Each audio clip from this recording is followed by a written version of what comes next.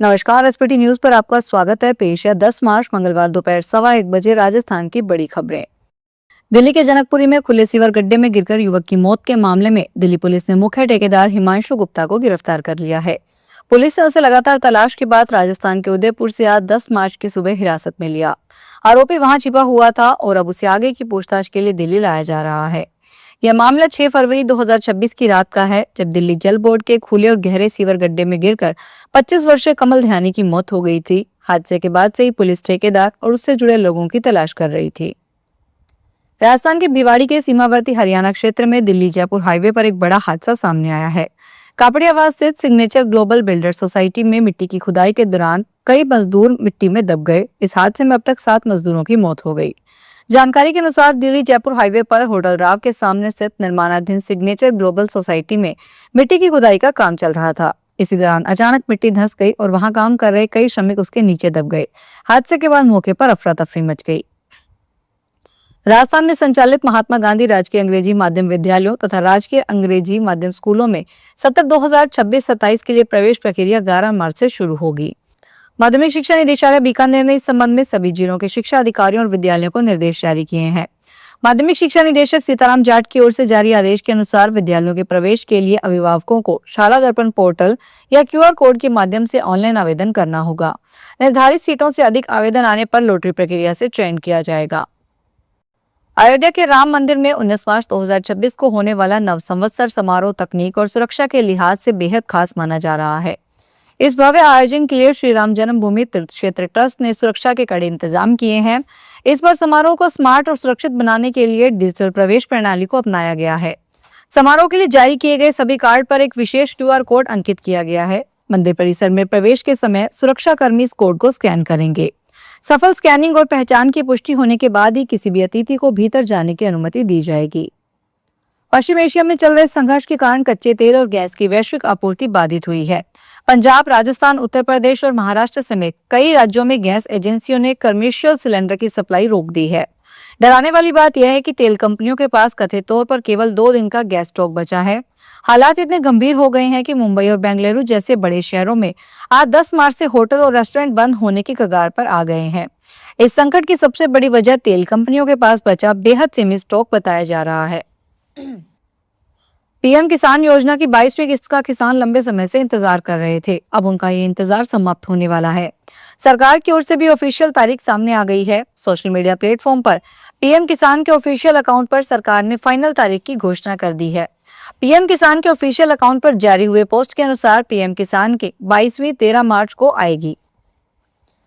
आपने एक फूल 2 माली वाली कहावत तो सुनी होगी। कुछ ऐसी ही कहानी राजस्थान से सामने आई है। यहाँ एक महिला पर 2 पतियों ने दावा कर दिया। एक पति राजस्थान का है तो दूसरा कश्मीर का। दोनों पति महिला को अपनी पत्नी बता रहे हैं। दोनों पतियों ने अपने अपने राज्यों के हाई कोर्ट में महिला को खुद की पत्नी बताते हुए याचिका दाखिल की है। इस उलझी जिंदगी की डोर में अब राजस्थान और श्रीनगर हाई कोर्ट की एंट्री हो गई। हाई कोर्ट ने मामले की सुनवाई के लिए अलग अलग तारीख मुकर्रर की है। पाली में इन दिनों गली मोहल्लों में डॉग का आतंक है। कई बार शिकायत के बाद भी निगम हाई कोर्ट के आदेशों का हवाला देकर डॉग को नहीं पकड़ रहा। इसका नुकसान आम जन को उठाना पड़ रहा है। आज मंगलवार सुबह शहर के अम्बेडकर सर्कल के निकट एक डॉग ने 6-7 लोगों को काटकर घायल कर दिया। किसी का हाथ चबा लिया तो किसी का पैर। छुड़ाने आए लोग भी डॉग ने हमला कर दिया। लोगों का आरोप है कि डॉग पागल हो रखा था, जो इधर से गुजर रहे हर व्यक्ति को काटने के लिए दौड़ रहा था। 1 घंटे के भीतर डॉग के काटने से घायल हुए लोग हॉस्पिटल पहुंचे तो तुरंत उनका उपचार किया गया। राष्ट्रीय शैक्षणिक अनुसंधान और प्रशिक्षण परिषद ने हाल ही में कक्षा 8 की सामाजिक विज्ञान की नई पुस्तक को वापस लेने और विवादित अध्याय पर सार्वजनिक रूप से माफी मांगने का निर्णय लिया है। इस फैसला एक विवाद के बाद लिया गया, जिसमें पुस्तक के अध्याय हमारे समाज में न्यायपालिका की भूमिका को लेकर गंभीर प्रतिक्रिया सामने आई थी। एनसीईआरटी ने प्रेस रिलीज में कहा कि इस अध्याय में अनुचित टेक्सचुअल कंटेंट और अनुमोदन में त्रुटि शामिल हो गई थी, जो गलती से किताब में शामिल हो गया। परिषद ने कहा कि किसी भी संवैधानिक संस्थान की प्रतिष्ठा को घटाने का उनका कोई इरादा नहीं था और उन्होंने ईमानदारी से इस गलती के लिए माफी भी मांगी है।